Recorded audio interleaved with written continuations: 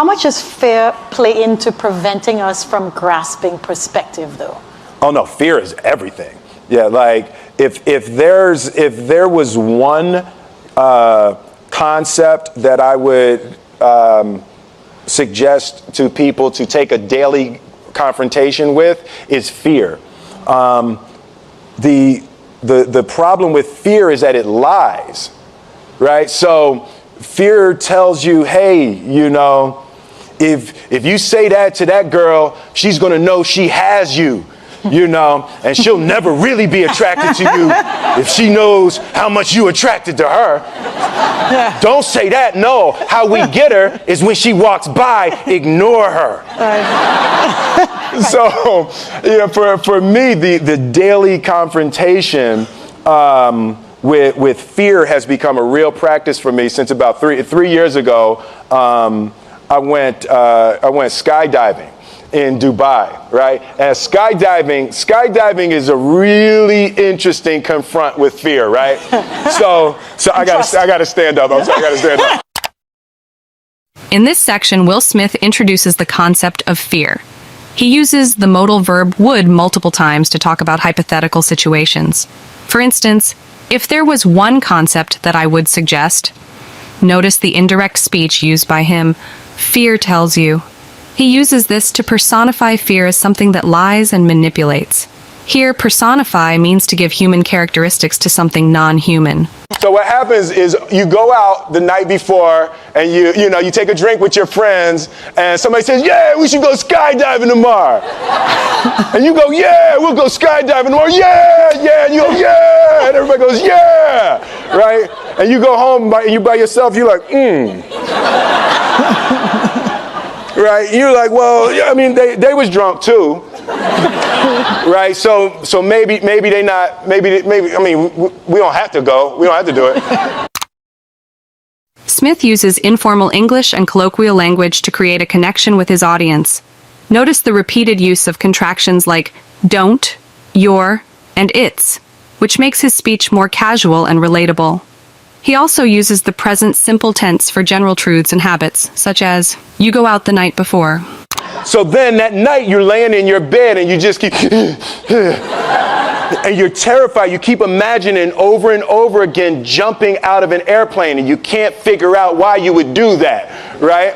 And you're laying there and you have the worst night's sleep of your life, but you still have the hope that your friends were drunk, right? So you wake up the next day and you go, down and you say where you were going to meet and everybody's there. So you get in the van and you don't know that your friends had the same night that you had because they're pretending like they didn't. They're like, yeah, man, my uncle's a Navy SEAL and this is going to be great. I've been looking forward to this. And you're like, oh my God. In this section, Smith explores his anticipation and fear the night before skydiving. He uses simple present and past tenses to narrate events. The word terrified is used here to express extreme fear, which is stronger than just being scared or frightened. And your stomach is terrible. You can't eat and everything, but you don't want to be the only punk who doesn't jump out of this airplane. So you get there, and then you have this safety brief. And you're standing there, and the guys will tell you, well, if the chute doesn't open, what's going to happen is well, why the hell, what could happen? That the chute wouldn't open, right? So you do a thing, and what you do is your first jump, you're attached to a guy who is going, he's going to walk you out. So you go, and you get there, and there's an airplane, and nobody's stopping. Everybody's still going. So you get onto the airplane and you're sitting there and it's extra because you're sitting on some dude's lap, some stranger. You're sitting on his lap and it's like, you're trying to make small talk. Yeah, man. So you be jumping with people all the time, huh? Smith continues his story with an emphasis on his anxiety and discomfort, using phrases like, your stomach is terrible. He uses the phrase, the only punk, colloquially, to refer to someone who backs out or is scared. Notice the use of conditionals here. If the chute doesn't open, which expresses possibilities and hypothetical situations. Right, you know, so, and then you just want to make sure, you got kids, right? You got people you need to see, right? You just want to make sure he's serious, right? So you get in there, so everything's normal. So you fly and you go up to 14,000 feet, and you notice there's a light. It's red and it's yellow and green, right? So right now the light's red. So then you start thinking at some point the light's going to go green, but you don't know what's going to happen, right? And you wait and it goes yellow. And the light goes green, and somebody opens the door, and in that moment you realize you've never been in a freaking airplane with the door open. Terror, terror, terror, terror, right?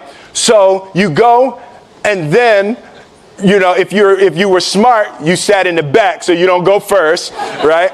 And then people start going out of the airplane, and you go, and the guy walks you up to the end of the thing, and you're standing and your toes are on the edge and you're looking out down to death. Smith uses interrogative sentences to engage with the audience and to express his concerns humorously. You got kids, right? You got people you need to see, right? Notice the use of got here, which is informal and more common in spoken English to indicate possession or necessity. And they say, on three. And they say, 1, 2. And he pushes you on 2 because people grab on 3. Right? Right? And you go, and you fall out of the airplane.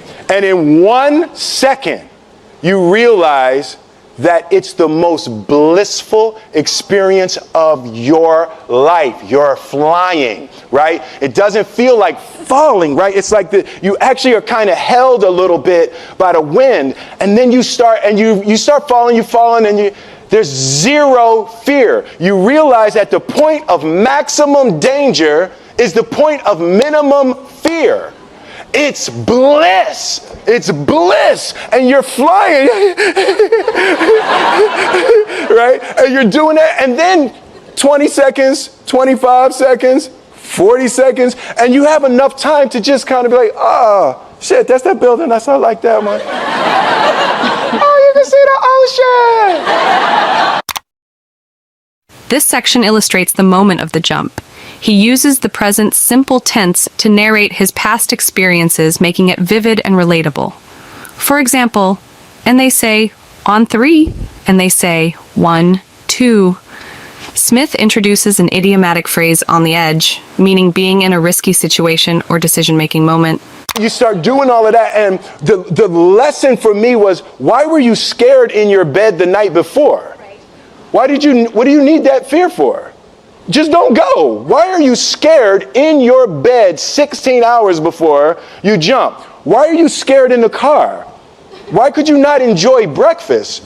What did you need that? The fear is fear of what? You're nowhere even near the airplane. Everything up to the stepping out, there's actually no reason to be scared. It only just ruins your day.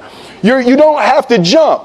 And then in that moment, all of a sudden, where you should be terrified is the most blissful experience of your life. And God placed the best things in life on the other side of terror. On the other side of your maximum fear are all of the best things in life. You know. Mm-hmm. So that was sorry. So that was, no, it's good. That was my experience with skydiving and fear. Smith shares his insights about fear in this section. He uses rhetorical questions to make his point more compelling. Why were you scared in your bed the night before?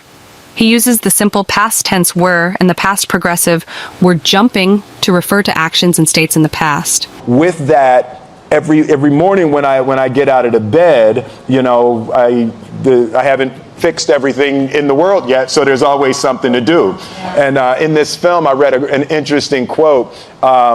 The Siddhartha Gautama, the Buddha, he said that good people have to get out of the bed every day and try to empty the ocean with a ladle, right? And I thought that was, you know, I knew that was profound, and I paused for a second and I said, all right, what the hell is a ladle, right? right? So that, I touched it on my iPad as ladle. Oh, it's like a big spoon. Okay. As we it's say, like a Philly. soup spoon. Yeah. It's like a soup spoon. I was like, why are you a soup spoon? So trying to empty the ocean with a soup spoon, as the mentality of how you wake up every day to try to do good in the world. So for me, I'm really driven by continually trying to elevate my mind and elevate my spirit and care for my body, and to be able to love as many people as effectively as possible with this mystery of life that I've been given.